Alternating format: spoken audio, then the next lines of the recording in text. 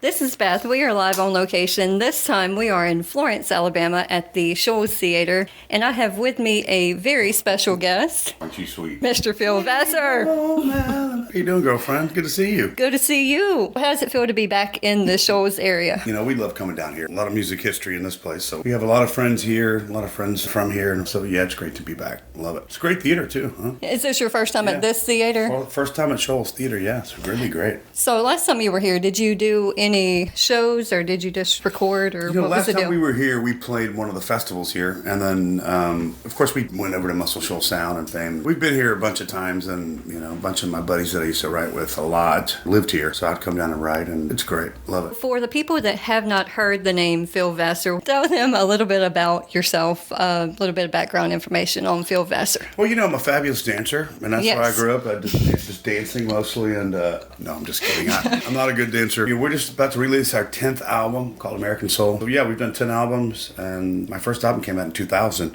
So, you know, that's when Carlene and Just Another Day in Paradise and all that stuff came out. So, we're just touring, and you know, Jeff and I are out doing some acoustic shows this weekend, and this is a lot of fun for us. We love doing this kind of thing, especially these kind of theaters, and it's very intimate. We're just working up songs we've never done. So it could be a train wreck, it could be good. But I mean, it's casual. It's all about the songs and about the songwriting, and that's what we do. So I love doing these kind of things, and it's not all about, you know, rocking and rolling. This is about talking. It's about stories and storytelling. So that's what we love to do. It's great. We are talking to country superstar Phil Vassar. I want to talk about a song that you did. That is the Hot Tub song. Right. I'll take that as a yes. Inspiration behind that one. My buddy John McElroy wrote that song, and he and Vince Malamed. John's just a wacky guy, and I love him dearly. And when I was cutting that record, of course, I don't really listen to outside songs. He's just a cool guy, and he ended up sending me this wacky demo of this song called the Hot Tub Song, and I just kind of, you know, whatever. I said, well, yeah, I'll listen to it. So we played it, and we loved it. We just thought it was a little bit different. You know, it was a little bit different than anything I'd written for the record. So a lot of people say, hey, I've got a song that sounds like a Phil Vassar song. I'm like, well, you know, I write Phil Vassar songs. So having a song that's a little different was really cool to record. And we do that song, you know, every night, and it's a lot of fun. It's a rockin', swampy thing. It's sexy. We shot the video in my pool at my house, and very, very cool. Now, songs that you've written over the years. Jody Messina, you've written two for her. You've done them yourself. I like yours. I like original better, but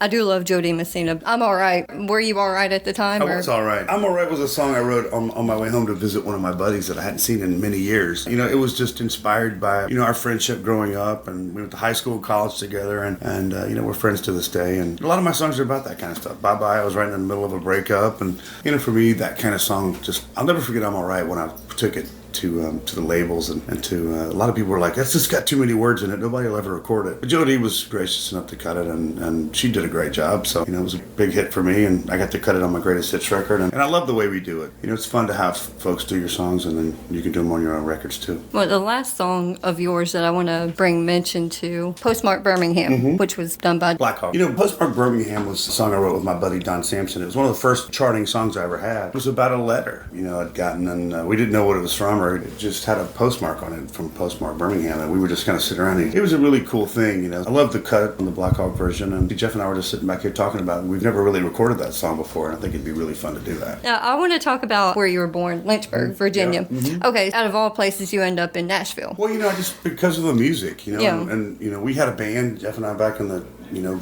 old days, and we had a band, and then, but I thought for me, I really wanted to go and learn how to write and go where kind of the music scene was happening, and you know, New York was cool, LA's cool, but Nashville was very close, and I liked what was coming out of Nashville at that time, and some of the writers, and so I just came to Nashville. I got a job as a bartender and started playing gigs by myself, and ended up doing good and getting some songs recorded, so it worked out. We are talking to Phil Vassar. I want to kind of skip ahead because I know you got to go here in just a minute. A little bit about your upbringing. In your mind, did your parents do a good job raising you?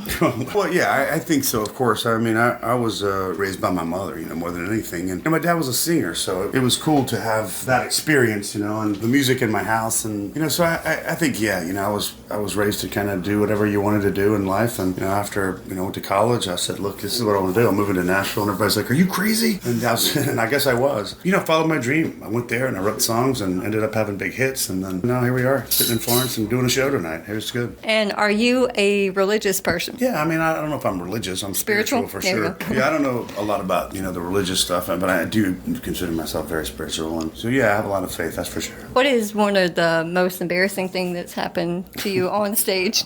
Well, there's always, nights I forget my own songs and forget the lyrics of the songs. And so it's kind of, you never know what's going to happen. That's what I love about playing live. It's different every night, every single night. So you never know what's going to happen. And, I won't forget any tonight. If I do, you better help me. So a little bit about your guitar player over there, Jeff. He's not well. He's not well. Something's not right with him. Yeah, something's not. But yeah, Jeff and I have been playing music for forever.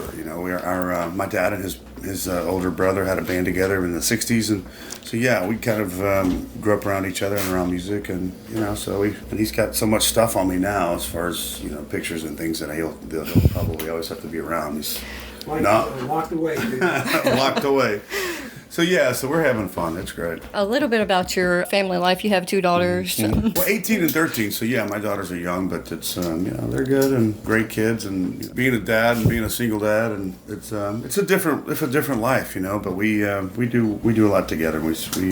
My daughters are both into music and dancing and all that stuff. So it's I'm afraid that they've gotten it naturally, which is and I've tried to talk them out of it, but at least they're smart. So we'll see what happens. Once again, we are talking to Phil Vassar. The last question I want to ask you: what is something that you want to be remembered for when you die? When I die, I want people to just, he was a good guy. He was a good dude, and hopefully some of my songs will keep on being played. And I think that's a great legacy to have. Okay, now see, I kind of said last question, but I lied. Okay. Songs from the cellar. Mm-hmm. Tell me about that. It's fun.